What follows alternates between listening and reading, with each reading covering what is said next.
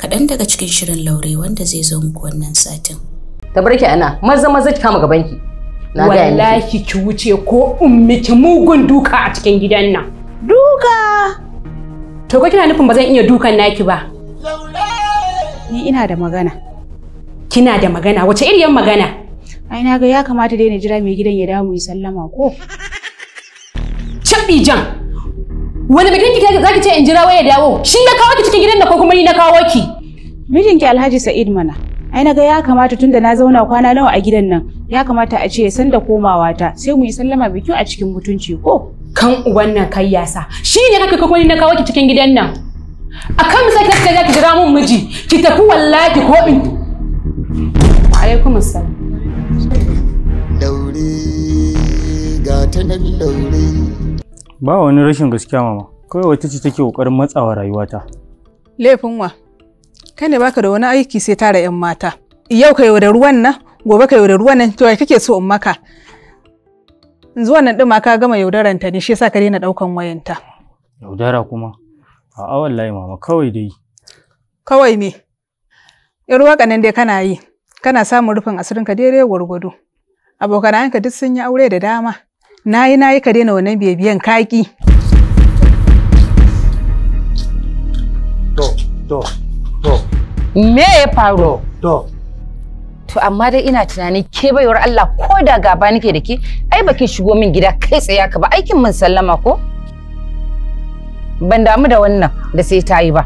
Saboda ita na san kanwar Laure ce, ba wani cikakken hankali suke da shi ba. Abin da yafi wannan ma na san za su yi. Ai shi sallama aminci ake nema ma wanda aka tarar. Ke ko ban ga dalilin da zai sa in nema miki ba. Baby, dan shawarwari. na jinki. Na ce ba? shawara nake so in baka. Wallahi baby habaicin da ake mun a cikin gidan nan ya ishe na, habaicin yau daban, na gobe daban, na jibi daban. Ni kawai abin da nake so in gaya maka dan shawalwali mu ba wa mara kunya, mu ba su kunya sai mu aure abin ba shi kiɗin ba, sai mu ba wa munafikan Allah kunya. Me? Aure. Ban ji ba. Aure. Dawa. Da kai, ni da kai aure. Ni da ke mu aure. Ba damuwa. Abin ciki gogewa za a yi ko kuma ba ku kwashe abin ki zaki? A goge me zan yi da kayan ciki? A'a. Ki dai ƙara tunani. In a kwashe in kuma a goge. Ha me za a kwashe a ciki? Kawai ni ka karbi waya ka bani kuɗi. Ke kin fi son kuɗin kenan. Yawwa. A dai duba dai. Kawai da dan ka matsa dai, amma ni wallahi na fi son kuɗin, to duba a gani.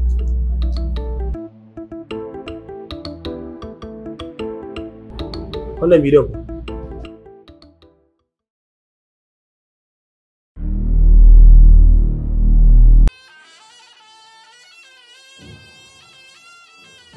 Alaba ka yawan rai, muna cikin damuwa da damuwarka. Da za ka gaya mana menene ko za mu iya ba da gudunmawa? Wato ba abin da yake min ciwo a cikin raina, a ce na faɗi na mutu. Mulki ya koma hannun azzaluman mutane irin su Waziri. Ni kuma gashi ba da magaji. Tsawon shekaru girma ya kama ni. Na nemi magani ban samu ba. Ranka daɗe, kwantar da hankalinka ya kai wannan sarki mai ɗimbin daraja. In dai matsala ce ta haihuwa aka samu cibiyar Shafa'u, abin sai dai tarihi. Alaba kai rai, kwanaki ma sun ba Fatima maganin HIV kuma ta sha ta warke ras. Gashi sun zamanantar da magungunansu ta hanyar gwaje-gwaje da na'urori na zamani, yadda kowane ciwo idan suka gwada ka za su baka daidai da maganin cutarka. Shafa'un, me muke jira? Ya magarzaya.